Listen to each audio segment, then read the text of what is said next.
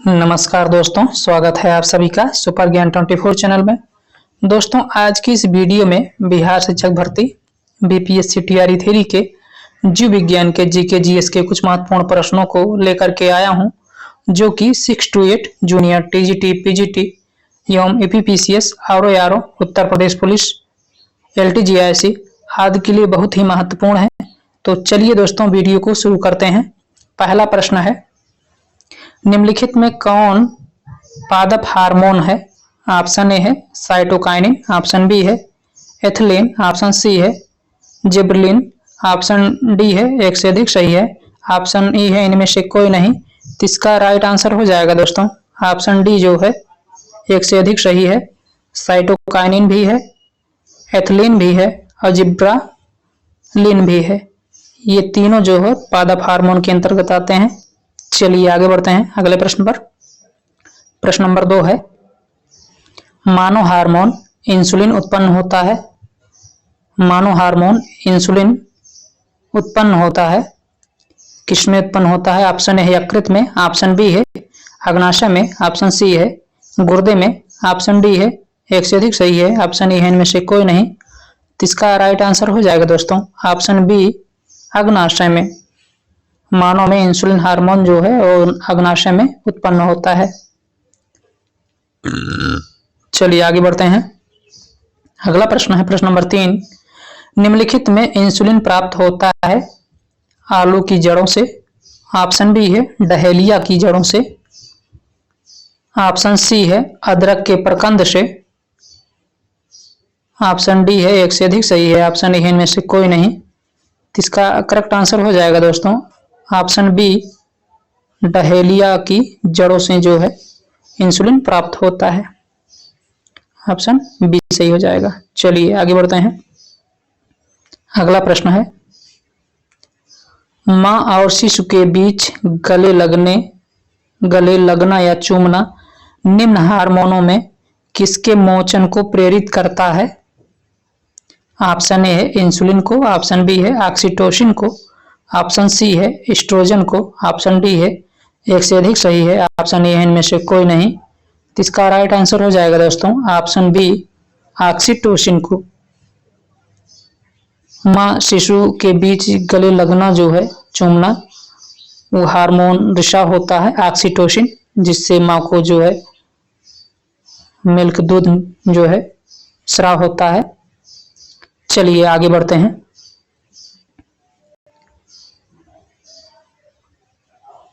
और प्रश्न नंबर 5 है, कौन सा हार्मोन लड़ो और उड़ो हार्मोन कहलाता है?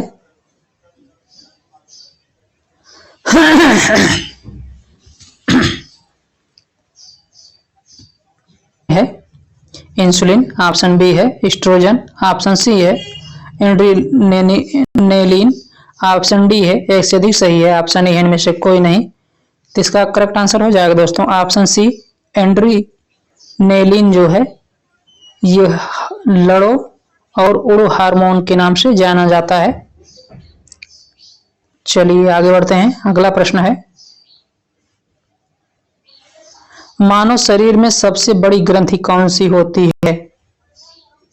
ऑप्शन ई है, ऑप्शन ए है पिट्यूटरी ग्रंथि, ऑप्शन सी है यकृत, ऑप्शन सी है थायराइड ग्रंथि, ऑप्शन डी है एक से अधिक सही है, ऑप्शन ई है इनमें से कोई नहीं। तो इसका राइट आंसर हो जाएगा दोस्तों ऑप्शन बी, यकृत लीवर जो है मानव शरीर की सबसे बड़ी ग्रंथि है, और सबसे छोटी ग्रंथि जो है वो कान की है, हड्डी फीमर, जिसे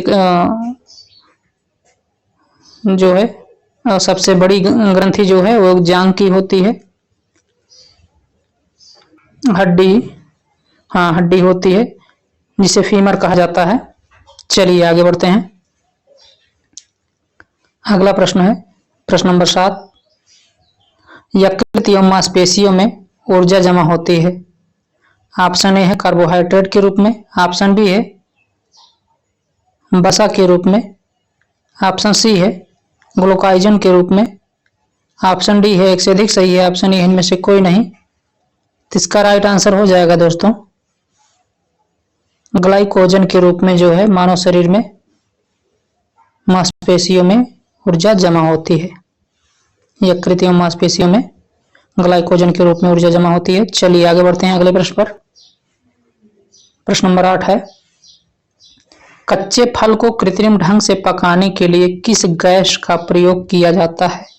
ऑप्शन ए है मीथेन, ऑप्शन बी है ऑक्सीटोसिन, ऑप्शन सी है एसिटिलीन, ऑप्शन डी है एक से अधिक। सही है ऑप्शन ए इनमें से कोई नहीं। तो इसका करेक्ट आंसर हो जाएगा ऑप्शन सी, एसिटिलीन गैस से जो है कच्चे फलों को पकाया जाता है। चलिए आगे बढ़ते हैं। प्रश्न नंबर 9 है, निम्नलिखित में कौन सही सुमेलित है? तो इसमें देखना है कौन सही सुमेलित है। मनुष्य के शरीर का तापक्रम औसतन 98.6 फ़ारेनहाइट अथवा 37 डिग्री सेंटीग्रेड होता है। ये बिल्कुल सही है, सही सुमेलित किया गया है। मानव शरीर के तापमान को नियंत्रित करता है फेफड़ा, बिल्कुल सही है ये भी। चींटियां मनुष्य को काटते समय फार्मिक अम्ल छोड़ती हैं, ये भी सही है। इसमें एबीसी तीनों सही सम्मिलित किया गया है, तो इसमें ऑप्शन डी सही हो जाएगा। चलिए आगे बढ़ते हैं।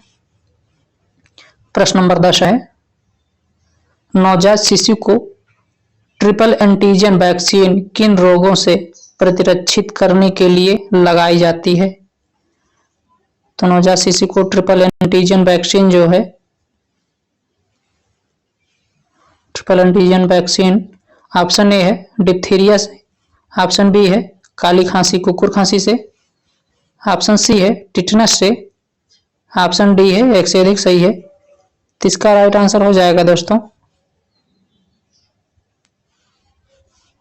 ट्रिपल एंटीजन के रूप में जो है तीनों है, तो ऑप्शन डी सही हो जाएगा। डिप्थीरिया कुकुर खांसी और टिटनस ये तीनों के लिए लगाया जाता है। चलिए आगे बढ़ते हैं। अगला प्रश्न है प्रश्न नंबर 11, हृदय की धड़कन नियंत्रित करने के लिए निम्न में से कौन सा खनिज आवश्यक है? तो हृदय की धड़कन को नियंत्रित करने के लिए कौन सा खनिज जो है वो आवश्यक है? ऑप्शन ए है सोडियम, ऑप्शन बी है पोटेशियम, ऑप्शन सी है नाइट्रेट, ऑप्शन डी है एक से अधिक। सही है ऑप्शन ए इनमें से कोई नहीं। तो इसका करेक्ट आंसर हो जाएगा ऑप्शन बी जो है वो पोटेशियम हो जाएगा। इसमें हृदय की धड़कन को नियंत्रित करता है। चलिए आगे बढ़ते हैं।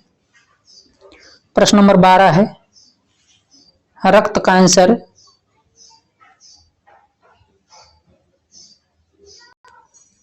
ल्यूकीमिया की बीमारी की रोकथाम के लिए प्रयोग किया जाने वाला रेडियो समस्थानिक है।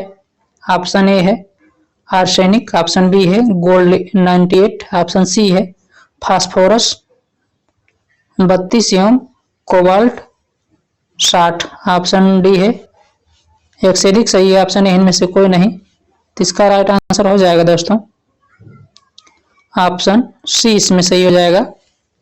फास्फोरस 32 एवं कोबाल्ट 60 के द्वारा रक्त कैंसर ल्यूकीमिया बीमारी की रोकथाम के लिए प्रयोग किया जाता है। आर्सेनिक 74 जो है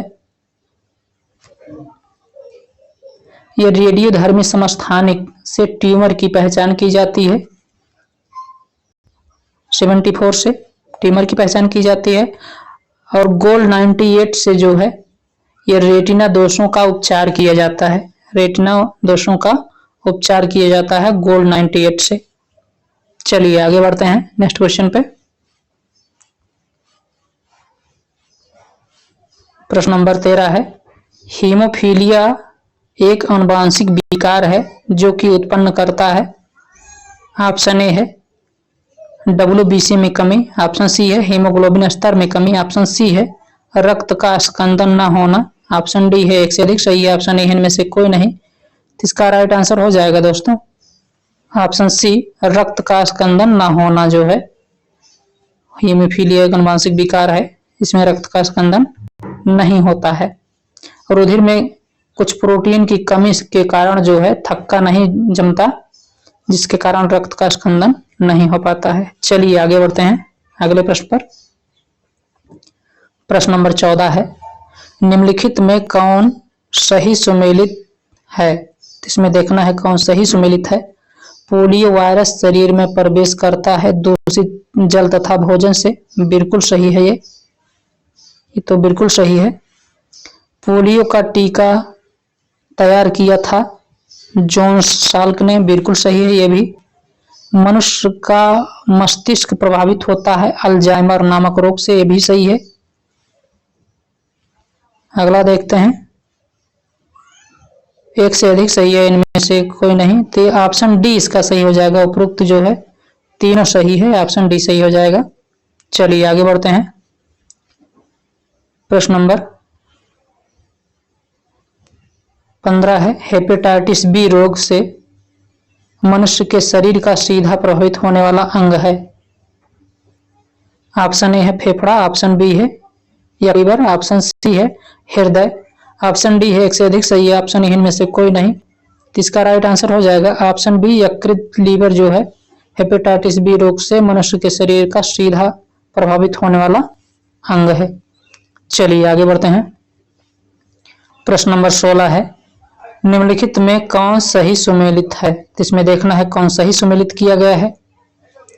ऑप्शन ए है मस्तिष्क कैंसर, मिर्गी, मस्तिष्क टीबी आदि की जानकारी ईईजी के द्वारा प्राप्त की जाती है। ये बिल्कुल सही है, ये बिल्कुल सही है जो है।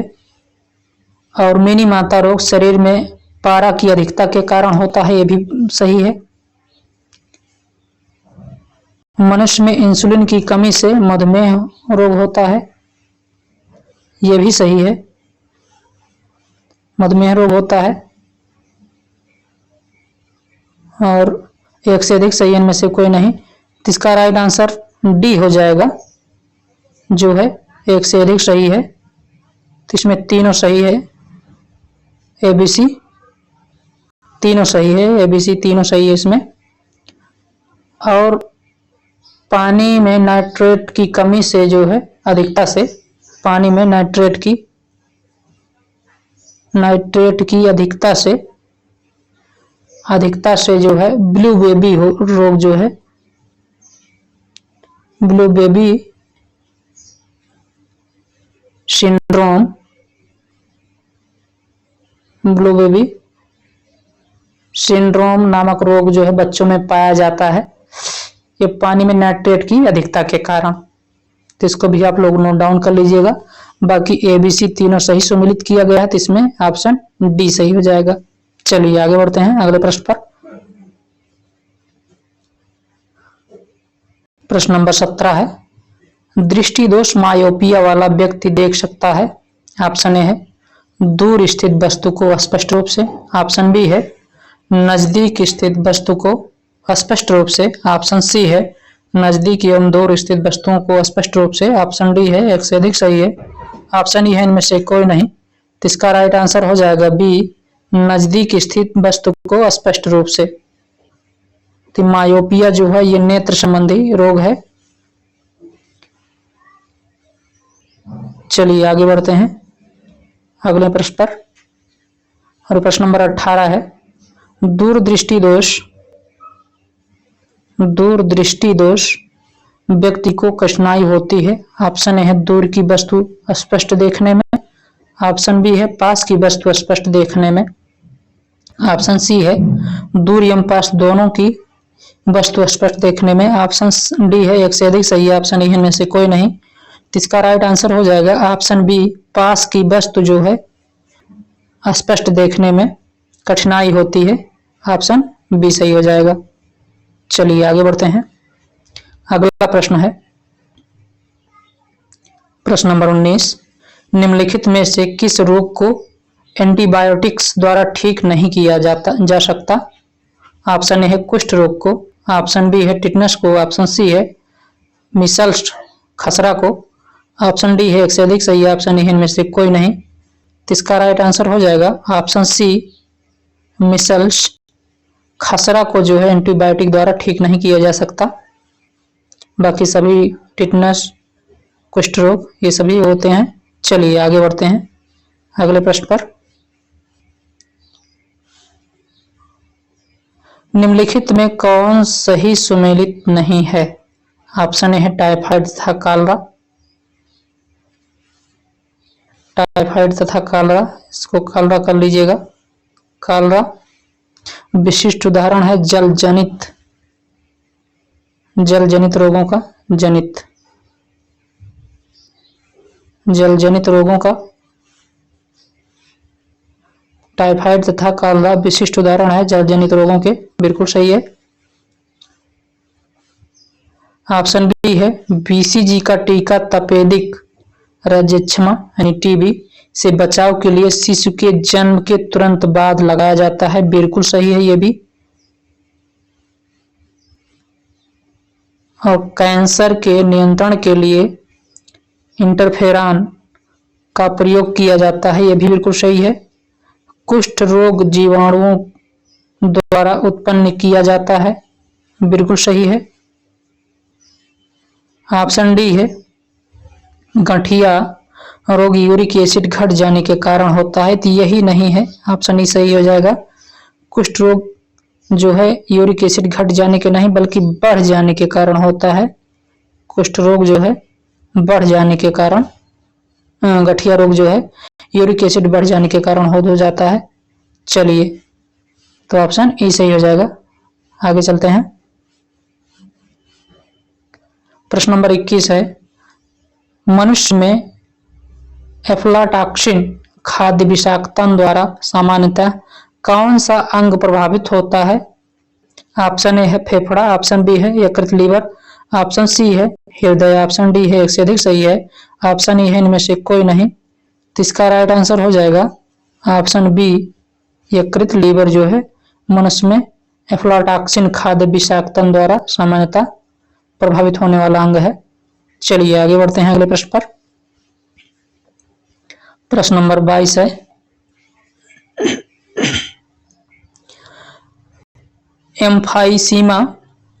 एम्फाइसीमा एक ऐसी व्याधि है जो पर्यावरणीय प्रदूषण द्वारा होती है और इससे प्रभावित मानव अंग है।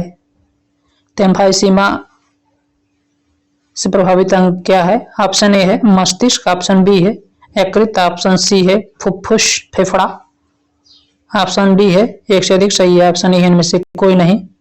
तो एम्फाइसीमा व्याधि है तो प्रभावित होने वाला अंग जो है ऑप्शन सी सही हो जाएगा, फुफ्फुस फेफड़ा जो है इससे पर्यावरणीय प्रदूषण से प्रभावित होने वाला मानव अंग है, तो ऑप्शन सी सही हो जाएगा फेफड़ा। चलिए आगे बढ़ते हैं। और प्रश्न नंबर 23 है, सहज प्रणाली का परिवर्धन निम्नलिखित में से कौन सा है? ऑप्शन ए है प्रणाली का विकास, ऑप्शन बी है प्रणाली का कार्य, ऑप्शन सी है प्रणाली की स्वपोषी क्रिया, ऑप्शन डी है एक से अधिक सही है, ऑप्शन ई है इनमें से कोई नहीं। तो इसका राइट आंसर हो जाएगा ऑप्शन सी, प्रणाली की स्वपोषी क्रिया। चलिए आगे बढ़ते हैं। प्रश्न नंबर 24 है, निम्नलिखित में कौन सही सुमेलित है? ऑप्शन ए है करनाल बंट रोग गेहूं की फसल में लगता है, बिल्कुल सही है। करनाल बंट रोग जो है गेहूं की फसल में लगता है, सही है। सफेद टिक्का कवक रोग जो है सरसों में लगता है, जिसे हम माहू कहते हैं, बिल्कुल सही है। आलू में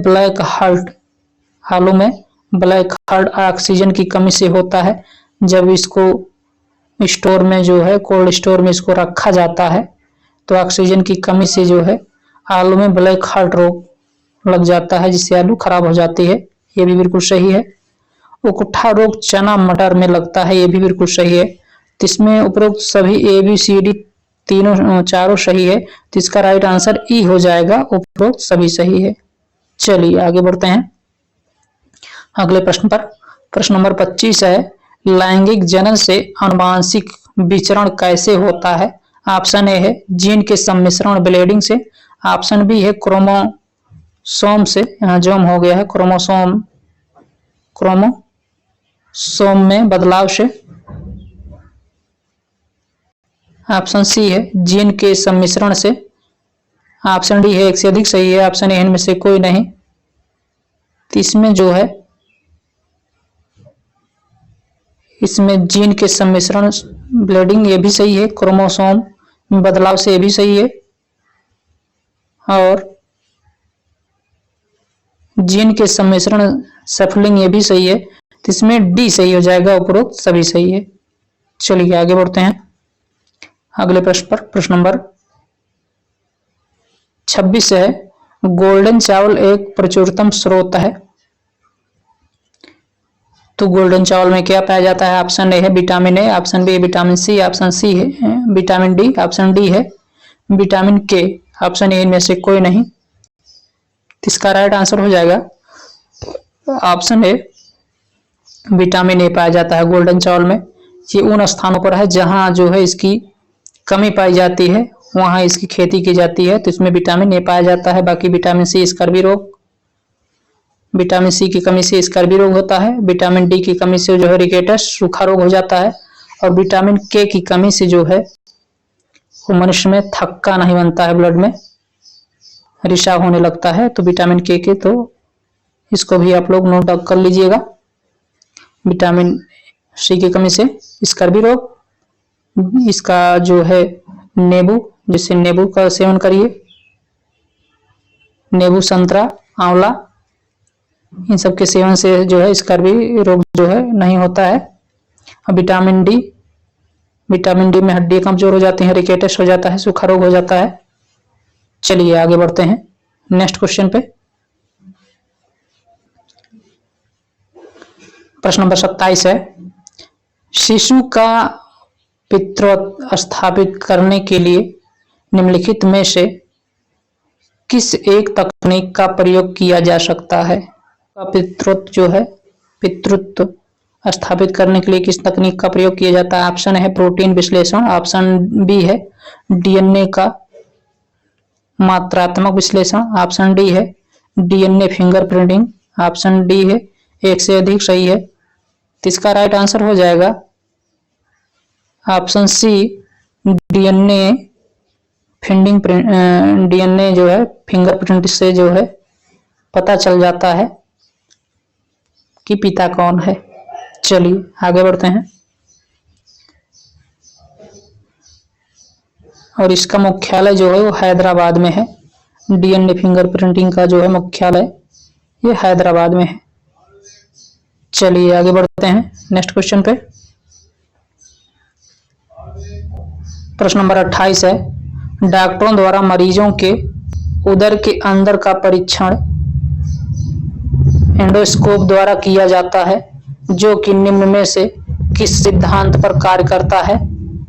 ऑप्शन ए है प्रकाश का परावर्तन, ऑप्शन बी है प्रकाश का अपवर्तन, ऑप्शन सी है प्रकाश का सकल आंतरिक परावर्तन, ऑप्शन डी है एक से अधिक सही है, ऑप्शन ए इनमें से कोई नहीं। तो इसका राइट आंसर हो जाएगा ऑप्शन सी, प्रकाश का सकल आंतरिक परावर्तन जो है। चलिए प्रश्न नंबर 29 है,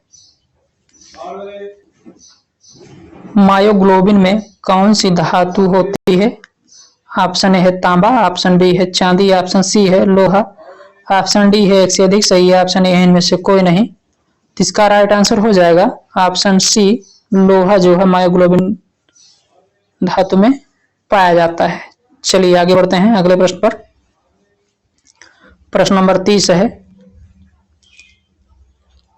लिटमस अम्ल क्षार सूचक प्राप्त होता है? ऑप्शन ए है लैमिनेरिया से, ऑप्शन बी है फेरोमोन से, ऑप्शन सी है लाइकेन से, ऑप्शन डी है एक से अधिक सही है, ऑप्शन ए इनमें से कोई नहीं। तो इसका राइट आंसर हो जाएगा ऑप्शन सी, लाइकेन। लिटमस अम्ल क्षार सूचक जो है वो लाइकेन से प्राप्त होता है। लैमिनेरिया आयोडीन पोषण ये ग्रुप से जो है संपन्न पदार्थ है। ये लैमिनेरिया नामक शैवाल से प्राप्त किया जाता है, जिससे आयोडीन प्राप्त होता है। और फेरोमोन्स ये कीटों में पाया जाता है,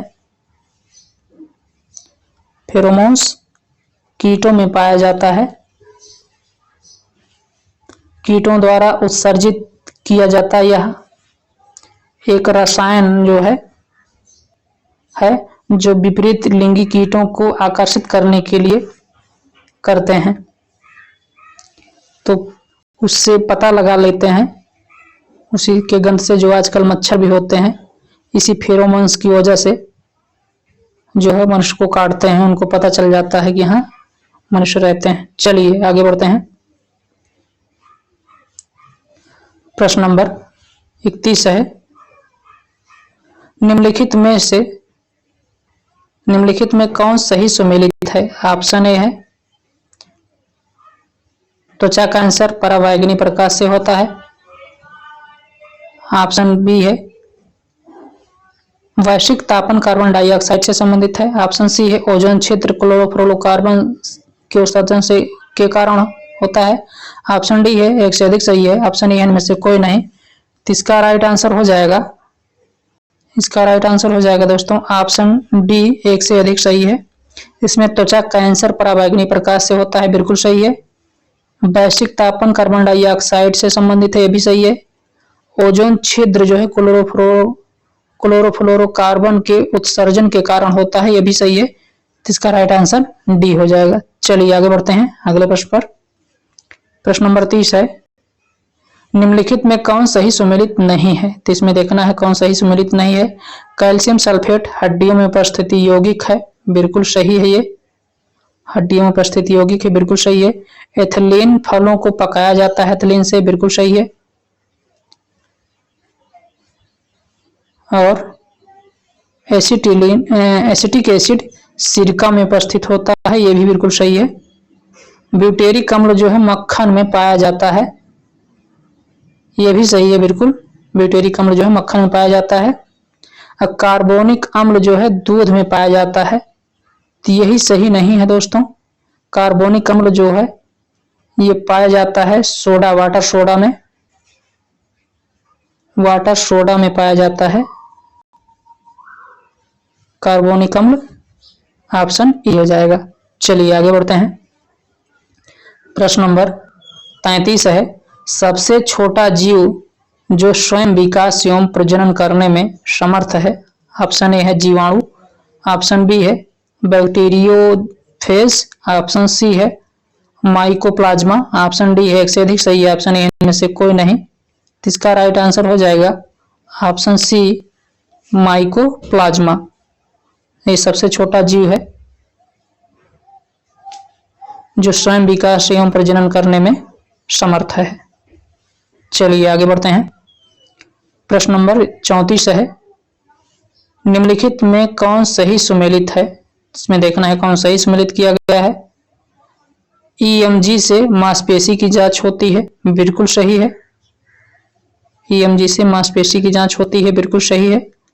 ईओजी से आंख की जांच होती है, भी बिल्कुल सही है। ईसीजी से जो है हृदय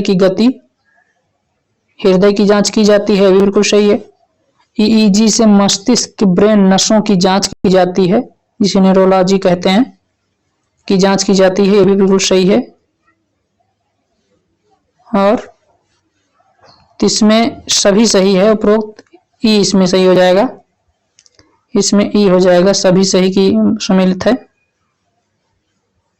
तो option A B C D चारों सही से सम्मिलित किया गया है। ईएमजी मांसपेशी की जांच होती है, बिल्कुल सही है। ईओजी से जो है आंख की जांच की जाती है, भी बिल्कुल सही है। और ईसीजी से हृदय की जांच की जाती है, भी सही है। और ईईजी से मस्तिष्क के ब्रेन नसों की जांच की जाती है। तो ए बी सी डी चारों सही सम्मिलित है, तो ऑप्शन ई इसमें सही हो जाएगा। चलिए आगे बढ़ते हैं। प्रश्न नंबर 35 है, निम्नलिखित में कौन सही सम्मिलित नहीं है? इसमें कौन सही सम्मिलित नहीं है देखना है, ऐसे सवाल बहुत आते हैं। अंतरराष्ट्रीय ओजोन दिवस 16 सितंबर को मनाया जाता है, यह भी बिल्कुल सही है। कुष्ठ रोग निवारण दिवस 31 जनवरी को है, यह भी बिल्कुल सही है। विश्व तपेदिक दिवस जो है 24 मार्च को मनाया जाता है, बिल्कुल सही है। डायबिटीज दिवस जो है ये 14 नवंबर को मनाया जाता है, ये भी बिल्कुल सही है। विश्व पर्यावरण दिवस जो है 4 जून को, ये 5 जून को मनाया जाता है, सभी जानते हैं 5 जून को मनाया जाता है विश्व पर्यावरण दिवस। तो यही ई जो है सही सुमेलित नहीं है, तो ऑप्शन ई सही हो जाएगा। बाकी ए बी सी डी सभी सही सुमेलित किए गए हैं, ऑप्शन ई सही हो जाएगा। चलिए आगे बढ़ते हैं। प्रश्न नंबर 36 है, निम्नलिखित में कौन सा जीवित उत्तक उच्च वर्गीय पौधों में जैव पोषक वाहक का कार्य करता है? ऑप्शन ए है जाइलम, ऑप्शन बी है एपिडर्मिस, ऑप्शन सी है फ्लोएम, ऑप्शन डी है एक से अधिक सही है, ऑप्शन ई है इनमें से कोई नहीं। तो इसका राइट आंसर हो जाएगा दोस्तों ऑप्शन सी फ्लोएम जो है उत्तक उच्च वर्गीय पौधों में जैव पोषक वाहन जो है वाहक का कार्य करता है, ऑप्शन सी सही हो जाएगा। चलिए आगे बढ़ते हैं। प्रश्न नंबर 37 है, इलेक्ट्रॉन विकिरण चिकित्सा एक प्रकार की विकिरण चिकित्सा है जिसके द्वारा उपचार किया जाता है। तो इलेक्ट्रॉन किरण जो है चिकित्सा का एक प्रकार की विकिरण चिकित्सा है, इसके द्वारा किसका उपचार किया जाता है? ऑप्शन ए है पित्ताशय की पथरियों का, ऑप्शन बी है गुर्दे की पथरियों का, ऑप्शन सी है विशेष प्रकार के कैंसर का, ऑप्शन डी है एक से अधिक सही है, ऑप्शन ई है इनमें से कोई नहीं। तो इसका राइट आंसर हो जाएगा दोस्तों ऑप्शन सी विशेष प्रकार के कैंसर का जो है उपचार किया जाता है। चलिए आगे बढ़ते हैं। प्रश्न नंबर 38 है, रोगियों के दांत देखने में दंत चिकित्सक द्वारा प्रयुक्त दर्पण होता है, तो कौन सा दर्पण प्रयोग करते हैं दंत चिकित्सक? ऑप्शन ए है उत्तल दर्पण, ऑप्शन बी है समतल दर्पण, ऑप्शन सी है अवतल दर्पण, ऑप्शन डी है एक से अधिक सही है, ऑप्शन इनमें से कोई नहीं। तो इसका राइट आंसर हो जाएगा ऑप्शन सी उत्तल दर्पण का प्रयोग करते हैं। और कार या वाहनों में जो है उत्तल दर्पण लगा होता है जिससे वो अपनी साइड देखते हैं। अवतल दर्पण का प्रयोग डॉक्टर लोग करते हैं, तो इसमें ऑप्शन सी सही हो जाएगा। चलिए आगे बढ़ते हैं।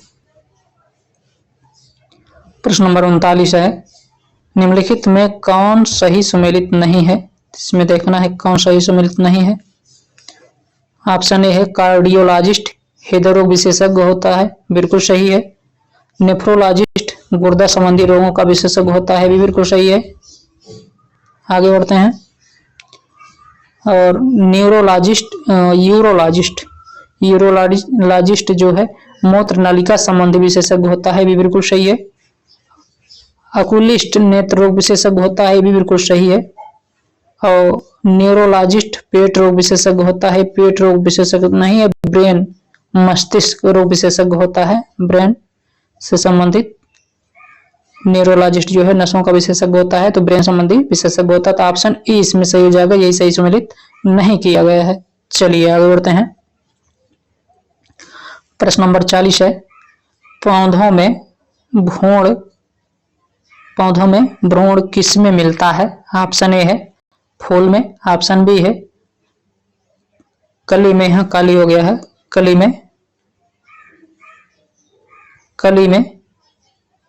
ऑप्शन बी है बीज में, ऑप्शन सी डी है एक से अधिक सही है, ऑप्शन ए इनमें से कोई नहीं। तो इसका राइट आंसर हो जाएगा बीज में जो है पौधे में भ्रूण मिलता है। चलिए आगे बढ़ते हैं। प्रश्न नंबर 41 है, अंगोरा ऊन प्राप्त किया जाता है। ऑप्शन ए है भेड़ की एक प्रजाति से, ऑप्शन बी है तिब्बती मृग की एक प्रजाति से, ऑप्शन सी है सशक अथवा बकरे की एक प्रजाति से, ऑप्शन डी है एक से अधिक सही है, ऑप्शन ए इनमें से कोई नहीं। तो इसका राइट आंसर हो जाएगा ऑप्शन सी सशक अथवा बकरे की एक प्रजाति से जो है अंगोरा ऊन प्राप्त किया जाता है। चलिए आगे बढ़ते हैं। प्रश्न नंबर 42 है, निम्नलिखित में कौन सही सुमेलित नहीं है? इसमें देखना है कि कौन सही सुमेलित नहीं किया गया है। सेंट्रल ड्रग्स लखनऊ में स्थित है, बिल्कुल सही है। सेंट्रल ड्रग्स इंस्टीट्यूट जो है लखनऊ में है। सेंट्रल लेप्रोसी इंस्टीट्यूट आगरा में स्थित है, बिल्कुल सही है। मोतीलाल नेहरू राष्ट्रीय प्रौद्योगिकी संस्थान इलाहाबाद में है, ये भी बिल्कुल सही है। Indian institute of sugar technology Kanpur में स्थित है। यह भी बिल्कुल सही सुमेलित किया गया है। और डीएनए अंगुली छापन नैदानिक शोध केंद्र जो है लखनऊ में है, यही नहीं है, यह हैदराबाद में है दोस्तों, हैदराबाद में है। डीएनए टेस्टिंग संस्था जो है यह हैदराबाद में, तो यही सही सुमेलित नहीं किया गया है, ऑप्शन ई सही हो जाएगा। डीएनए अंगुली छापन नैदानिक शोध केंद्र जो है वो हैदराबाद में है। चलिए आगे बढ़ते हैं। प्रश्न नंबर 43 है, वर्ल्ड हेल्थ ऑर्गेनाइजेशन का मुख्यालय स्थित है। ऑप्शन ए है पेरिस में, ऑप्शन बी है न्यूयॉर्क में, ऑप्शन बी सी है जिनेवा स्विट्जरलैंड में, ऑप्शन डी है एक से अधिक सही है, ऑप्शन ए है इनमें से कोई नहीं। इसका राइट आंसर हो जाएगा ऑप्शन सी जिनेवा स्विट्जरलैंड में जो है वर्ल्ड हेल्थ ऑर्गेनाइजेशन का मुख्यालय स्थित है। चलिए आगे बढ़ते हैं। प्रश्न नंबर 44 है, देश का पहला दंत चिकित्सा महाविद्यालय कहां स्थापित किया गया। ऑप्शन ए है अलीगढ़ में, ऑप्शन बी है कोलकाता में, ऑप्शन सी है मुंबई में, ऑप्शन डी है एक से अधिक सही है, ऑप्शन ए इनमें से कोई नहीं। इसका राइट आंसर हो जाएगा ऑप्शन बी कोलकाता में जो है देश का पहला दंत चिकित्सा महाविद्यालय स्थापित किया गया था। चलिए आगे बढ़ते हैं। प्रश्न नंबर 45 है, मधुमक्खी कॉलोनी के सदस्य एक दूसरे को किस प्रकार पहचानते हैं। दृष्टि से, स्पर्श से, नर्तन यानी डांसिंग से, डांस करके, ऑप्शन डी इनमें से कोई नहीं। तो इसका राइट आंसर हो जाएगा,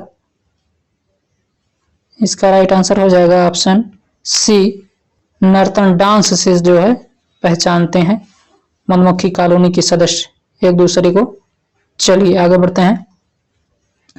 प्रश्न नंबर 46, सर्वप्रथम किस देश में मानव हृदय प्रत्यारोपण हुआ था। ऑप्शन ए है अमेरिका में, ऑप्शन बी है दक्षिण अफ्रीका में, ऑप्शन सी है इंग्लैंड में, ऑप्शन डी है फ्रांस में, ऑप्शन ए है इनमें से कोई नहीं। तो इसका राइट आंसर हो जाएगा दोस्तों ऑप्शन बी दक्षिण अफ्रीका में पहला जो है ट्रांसप्लांट हृदय ट्रांसप्लांट हुआ था दक्षिण अफ्रीका में। चलिए आगे बढ़ते हैं।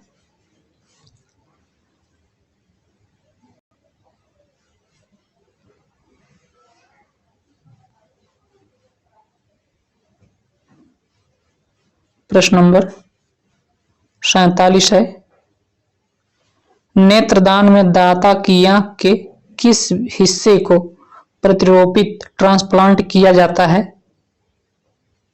ऑप्शन ए है रेटिना को, ऑप्शन बी है लेंस को, ऑप्शन सी है कार्निया को, ऑप्शन डी है एक से अधिक सही है, ऑप्शन ए है इनमें से कोई नहीं। इसका करेक्ट आंसर हो जाएगा ऑप्शन सी कार्निया को जो है नेत्रदान में दाता की आंख के हिस्से को जो है प्रतिरोपित ट्रांसप्लांट किया जाता है। तो ऑप्शन सी सही हो जाएगा कार्निया को। चलिए आगे बढ़ते हैं।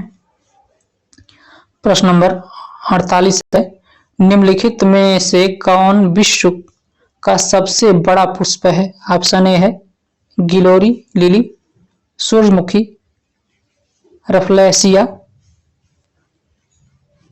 ऑप्शन डी है एक से अधिक सही है, ऑप्शन ए है इनमें से कोई नहीं। तो इसका करेक्ट आंसर हो जाएगा ऑप्शन सी रफलेसिया जो है ये विश्व का सबसे बड़ा पुष्प है। इसका वजन करीब 15 केजी होता है, 15 केजी का पुष्प होता है। चलिए आगे बढ़ते हैं।